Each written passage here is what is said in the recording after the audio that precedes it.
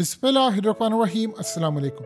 Israel के लिए आज बड़ा भयानक दिन था और हुआ यूं है कि इसराइल के ऊपर ड्रोन्स की बारिश हुई है और ये बारिश इतनी ज़्यादा हुई है कि इसराइल की मिलिट्री इंस्टॉलेशंस पर हमला हुआ है, उसकी गाड़ियां तबाह हुई हैं और सबसे बढ़कर इसराइल के फौजी मारे गए हैं, उनके बहुत सेंसिटिव इंस्टॉलेशन पर हमला हुआ है। और ये इतना खतरनाक हमला था कि इन ड्रोन्स को उन्होंने इस तरह फायर किया है कि जिस तरह आसमान पर बरसात हो रही होती है, यानी बादलों के बाद जो बारिश आती है, बरसात है या शबरात आप देखते हैं, उस तरह इनके ड्रोन्स आ रहे थे। और इस दफ़ा इतनी कामयाबी के साथ हमास के इन ड्रोन्स ने जाकर इसराइल का मुकाबला किया है कि आप यहाँ से अंदाज़ा कर लें कि हमास ने वार्निंग जारी की है। इन ड्रोन्स ने तितर बितर करके रख दिया इसराइल को। इतना नुकसान किया है कि इस वक्त पूरे इसराइल के अंदर तमाम लोग शेल्टर्स होम के अंदर हैं और यानी घरों के अंदर उन्होंने एक सेफ कमरा बनाया होता है। और इसी तरह उन्होंने जो सड़कों के ऊपर काम कर रहे होते हैं, ऐप है उनके पास, वो शेल्टर के नीचे चले गए हैं। इतना पैनिक इसराइल की तारीख में कभी भी नहीं हुआ। इवन कि आप अंदाज़ा कर लें कि अगर हम थोड़ा पीछे चले जाएं तो इसराइल का क़याम किस तरह हुआ था। इसराइल का क़याम इस तरह हुआ था कि सल्तनत उस्मानिया टूटी और उसके बाद जो फ़लस्तीन का इलाका था वो बरतानिया के अंडर आ गया। तो उस वक्त ये ज़ायनिस्ट वहाँ पर काम करते थे और इन्होंने वहाँ पर, उनके बड़े बड़े ओहदों पर थे, इन्होंने यहूदियों को पूरी दुनिया से लाकर यहाँ पर आबाद करना शुरू किया। अब वो आबाद करना शुरू किया, फ्रांस उनके साथ था और इसी तरह यूरोप पर सारे ये लोग खड़े थे। अब उसके बाद जब दूसरी जंग अजीम करवाई तो उसके बाद ये ऐलान हुआ कि जी इसराइल का ऐलान होगा, यानी एक यहूदी रियासत होगी और एक अरब रियासत। उस वक्त जब ऐलान हुआ तो इसराइल को बहुत ज़्यादा बड़ा इलाका मिल गया। इलाका मिलने के बाद अगले ही दिन अरब रियासतों ने इन पर हमला कर दिया और इतनी बुरी तरह हमला किया, लेकिन वो कामयाब नहीं हो पाया। इसी तरह करते करते फिर 1967 के अंदर इन्होंने हमला किया और उसके बाद इन्होंने यरूशलेम को टेक ओवर कर लिया।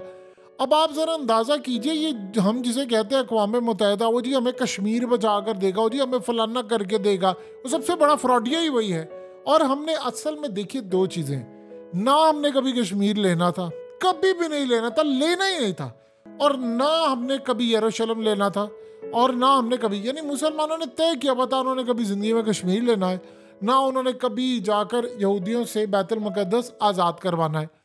अब उसके बाद एक आप ये देखिए कि 2007 में हमास, असल में फ़लस्तीन दो हिस्सों में तकसीम है। एक आप देखिए दरमियान में सारा मैप देखेंगे तो आपको सारे का सारा अगर हिस्सा नज़र आता है तो वो टोटल नज़र आता है इसराइल का। लेफ्ट साइड गज़ा की है और एक साइड है फ़लस्तीन की, यानी जिसको हम वेस्ट बैंक कहते हैं। अब उसके दरमियान इसराइल और उनका आपस में कोई राब्ता नहीं है।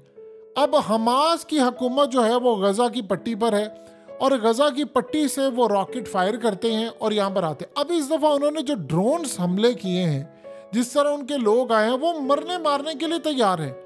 ये सूरत हाल इतनी ज़्यादा ख़तरनाक हो चुकी है कि इसराइल को इस दफ़ा वो कह रहे हैं कि दो वजूहात हैं। एक तो या तो इसराइल पूरी तरह उनकी इंटेलिजेंस नाकाम हो गई है, जो कि एक बिल्कुल भी सूरत हाल ठीक नज़र नहीं आती। उनकी इंटेलिजेंस कभी इस तरह नाकाम ही नहीं होती, 75 साल में नहीं हुई तो इस दफ़ा कैसे हो जाएगी। असल में वो ये चाह रहे हैं कि ये जंग छिड़ जाए और ये जंग उन्होंने अब ईरान तक लेकर जानी है। इसमें अब हिजबुल्ला भी एंट्री, देखिए हिजबुल्ला इसमें अगर जंग में शमूलियत इख्तियार करता है, इराक करता है, शाम करता है और उसके बाद ईरान करता है, तो इस जंग को वो शायद हो सकता है ये तीसरी जंग अजीम में बदल दे, या यूक्रेन की तरह इस जंग के अंदर अमेरिका कूद पड़े, या इस तरह भी सूरत हाल हो सकती है कि यूरोप पूरा, नेटो और ये सारे जो है वो सपोर्ट करें इसराइल को, और इसी तरह जिस तरह हमने यूक्रेन के अंदर देखा उस तरह यहाँ पर सूरत हाल हो जाए। लेकिन एक बात आप ज़हन में रखिएगा, अगर ऐसा मामला होता है तो फिर शाम के अंदर भी जंग है, लिबनान के अंदर भी जंग है, इराक में भी जंग है और उसके बाद बड़े पैमाने पर ईरान के अंदर भी जंग है। अगर हम लोग होम्योपैथिक बयान देते रहेंगे जी दोनों पार्टीज को करना, देखिए वैसे भी हमने बैतुल मुक़द्दस आज़ाद करवाना ही नहीं है, ये मुसलमानों का वतीरा ही नहीं है, उन्होंने करवाना ही नहीं है, ये सब कहने की बातें हैं। हमास उधर से हमला करता जा रहा है और वो इनको धड़ाधड़ मार रहा है। अब इस सूरत हाल में हमास ने बयान दागा है, उन्होंने कहा है कि अभी तो इनको पता ही नहीं है हम इनके कितने फौजी और ये तमाम चीज़ें ले गए हैं, इसराइल की सबसे पहली चीज़ ये है कि उन्होंने वो चाह रहे हैं कि हम एक ज़मीनी ऑपरेशन करें, क्योंकि फ़िज़ा से अगर वो अपने तैयारे उड़ाकर जाएंगे तो जाहिर सी बात है वो हम लोग की जद में आ सकते हैं, मारे जा सकते हैं। तो बंदों को छुड़ाने के लिए देखिए एयर स्ट्राइक थोड़ी करना है, तो ज़मीनी आपने ऑपरेशन करना है। और अगर ज़मीनी ऑपरेशन करना है तो इस सारी सूरत हाल में बड़ा केयरफुल होकर करना पड़ेगा, क्योंकि वो इनके बंदे मार भी सकते हैं। यहाँ इनको समझ नहीं आ पा रही कि अब इसराइल करे क्या। अगर देखिए दो चीज़ें ज़हन में रखिएगा, अगर तो इसराइल की स्ट्रेटजी ये है कि वो चाह रहा है कि ये जंग बढ़ जाए और उसके बाद वो बैतुल मुकद्दस पर, क्योंकि सबसे ज़्यादा इसराइल के प्राइम मिनिस्टर नेतन्याहू को उनके जो वहाँ पर पेशवा हैं, रब्बी हैं, वो बार बार एक ही बात कहते रहे हैं कि नहीं तीसरा टेम्पल बनाना है, थर्ड टेम्पल बनाना है। और थर्ड टेम्पल आप जितनी जल्दी हो सके वो बना ले, क्योंकि थर्ड टेम्पल जब तक आप नहीं कायम करेंगे तब तक ये मामला नहीं होगा। और उसके लिए उन्होंने यहाँ तक कहा था कि अगर तीसरी जंग अजीम छेड़नी पड़े तो छेड़ दें, और आप ये जंग छेड़ देंगे तभी आपको बेहतरी के चांस मिलेंगे, क्योंकि आपका मसीहा आ जाएगा और इससे पहले दुनिया की बर्बादी होनी है। अब अगर ये अपने बंदे छुड़ाने के लिए जाते हैं और उधर इनके बंदे मारे जाते हैं तो फिर ये आप बड़ी जंग तस्वर कर लें। फिर इसमें बड़े बड़े ममालिक होंगे और हो सकता है कि इसमें यह भी सूरत हाल हो जाए कि इंडिया के जो तैयारे हैं वो डायरेक्टली इसराइल पहुंचे और इंडिया के तैयारे वहां पर जाकर इनके साथ पूरी तरह जंग लड़े। देखिए आज से हम तकरीबन 100 साल पीछे अगर चले जाते हैं तो हाइफा के अंदर एक लड़ाई हुई थी, तो तब भी भारतीय फौजी गए थे वहां पर लड़ने के लिए और उस वक्त भी उन्होंने वहां पर जाकर लड़ाई की थी। आज भी भारतीय फौजी इसराइल के अंदर जाकर उनके तैयारे वो लड़ने के लिए तैयार बैठे हुए हैं। जब ये लड़ाई बढ़ेगी आप देखेंगे, क्योंकि इसराइल और भारत के आपस में कमिटमेंट है। देखिए उनके खिलाफ किसने लड़ना है? हमास की इतनी ताकत तो है नहीं कि हमास इतनी दूर से जाकर वो इंडिया के ऊपर हमला करेगा कि यूरोप पर करेगा, वो इसराइल पर ही कर ले, बड़ी बात होती है। तो यहाँ से भारतीय तैयारे, राफेल तैयारे हो सकता है कि वहां पर चले जाएं और वहां पर जाकर वो मदद करे। मसला ये है कि इसराइल इसको टैकल कर सकता है, क्योंकि हिजबुल्लाह वहां पर आ गई है। अगर हिजबुल्लाह वहां पर आ गई है तो फिर इस सारी सूरत हाल के अंदर यानी उन्होंने हमला शुरू कर दिया है जो लिबनान की साइड से, फिर इराक के मलेशिया ने हमला करना है। ईरान ऑफिशियली ना करे लेकिन उनकी देखिए प्रॉक्सी जो होती है ना ईरान के पास, वो दुनिया में किसी के पास नहीं है। यानी जो उनकी तंजीमें हैं उनके थ्रू हमला करना है, ये इसमें आप ईरान को बीट नहीं कर सकते। अब ये ड्रोन्स वहां पर मार रहे हैं, उधर से अगर ये लड़ाई बढ़ जाती है और ये पॉसिबिलिटी है कि ये मस्जिद अक्सा के ऊपर हमला हो जाए, मिसाइल दाग दें, ये बड़ी लड़ाई में बदला जा सकता है। क्योंकि असल मसला अब ये है कि उनके पेशवा बार बार कह रहे हैं कि तुम ये जंग छेड़ दोगे तो तुम ये जीत जाओगे जंग, तुम हार नहीं सकते ये जंग। ये बार बार वो इनको कह रहे हैं कि नहीं आपको जंग छेड़नी पड़ेगी, आपको अगले मरहले में जाना पड़ेगा। नेतन्याहू पहले सोच रहा था हमें नहीं। देखिए दो चीजें समझिए, आप चाहे जितना मर्जी कह ले कि इस दफा इसराइल को बड़ी मार पड़ी है, उनके ड्रोन्स आ रहे हैं, उनके मिसाइल आ रहे हैं, बरसात हो रही है, लेकिन इतना सब कुछ होने के बावजूद ये बात हजम नहीं हो सकती कि मुसाद इसमें फेल हो जाए, इसराइल की एयरफोर्स इसमें फेल हो जाए, इसराइल की फौज इसमें फेल हो जाए। देखिए 75 साल से जिन लोगों ने अपनी खवातीन को इतनी इतनी बड़ी बंदूकें दी हुई हैं, इसराइल के अंदर हर बंदा फौजी ट्रेनिंग लेता है, इतनी उनकी इंटेलिजेंस एजेंसी स्ट्रांग है कि 75 साल में कोई मुल्क उनका कुछ बिगाड़ नहीं पाया, हमास समेत। तो बताइए कि अब ऐसी क्या सूरत हाल हो गई है कि अचानक सब कुछ वो फेल हो गए, उनकी एजेंसियां फेल हो गई, उनकी सिक्योरिटी फेल हो गई।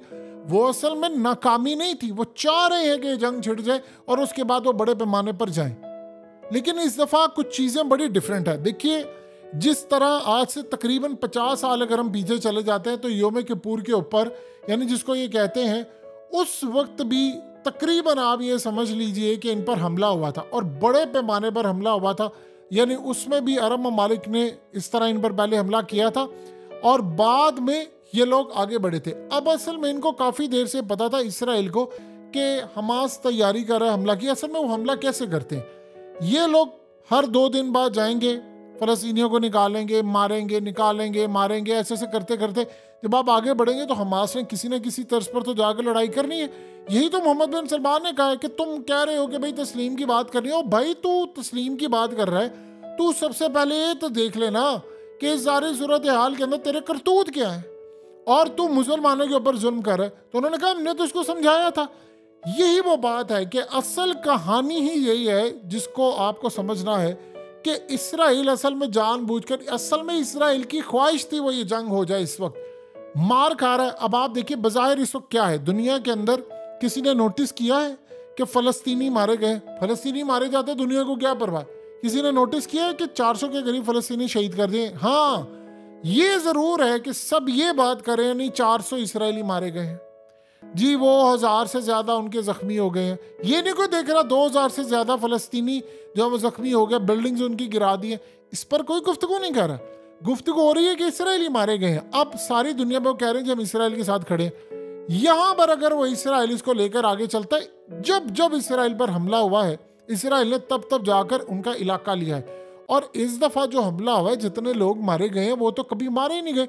देखिए हमास के पास क्या होते हैं, ये ड्रोन्स ठीक है उन्होंने मारे उनके। आप एक बात बताइए, उनकी गाड़ियां जा रही हैं, उनके लोग घुस रहे हैं इसराइल के अंदर और इसराइल की फौज कुछ भी नहीं कर रही। उनकी इंटेलिजेंस एजेंसियां पूरी तरह नाकाम हो गई है, उनकी एयरफोर्स स्ट्राइक ही नहीं कर रही। यानी ये असल में जो खेल है उसको आप समझिए इस बात को कि उनकी सिक्योरिटी चाहती थी ये हमला हो जाए और हमले के बाद फिर हमें जवाब मिल जाए इनके ऊपर हमला करने का। जो वो कर रहे हैं यही तो वो तर्ज हुकूमत है जो इसराइल की स्ट्रेटजी है। देखिए उन्होंने यूरोप के अंदर क्या किया था, इसराइल का क़याम कैसे हुआ था। इसराइल का क़याम तो इस तरह हुआ था ना, वो कहते थे कि यूरोप में इनके खिलाफ कुछ इकदाम कर लिए, इनके लोगों यहूदियों के खिलाफ। तो उन्होंने कहा अच्छा अब हमें अपना एक अलग लैंड लेना चाहिए क्योंकि दुनिया हमसे नफरत करती है। तो उन्होंने कहा कहाँ पे जाना चाहिए, चलो जी फ़लस्तीन चलो। भाई तुम लोग अमेरिका क्यों नहीं गए? ये जो जितने ममालिक आज जो इसराइल के साथ, इन्हें क्या अपना मुल्क का एक लैंड का हिस्सा दे देना, इनको कहीं जाकर रह ले वो तुम। और तुमने वही लैंड लेना था जहाँ पर सहरा था, यहाँ पर सारा कुछ था, क्योंकि उन्होंने वहां से आकर हुकूमत करनी है, क्योंकि उन्होंने वहां से आकर पूरी दुनिया के अंदर अपना निज़ाम नाफिज करना है। तो इस निज़ाम को नाफिज करने के लिए, हुकूमत करने के लिए उनको ये स्ट्रेटजी अपनाना थी। इसीलिए अब हमास का जो इस वक्त लेवल शुरू हुआ है वो बेशक ज़बरदस्त है, लेकिन अगर इसराइल इसके अंदर बड़े पैमाने पर आगे आ गया और अगर रूस ने साथ ना दिया या किसी दूसरे ममालिक ने साथ ना दिया तो ये बहुत बड़ा सेटबैक लगना है। अभी उन्होंने बड़ी कार्रवाई करनी है, बड़े मामलात करने हैं। तो आने वाले वक्त में देखेंगे कि हालात किस जानिब जाते हैं।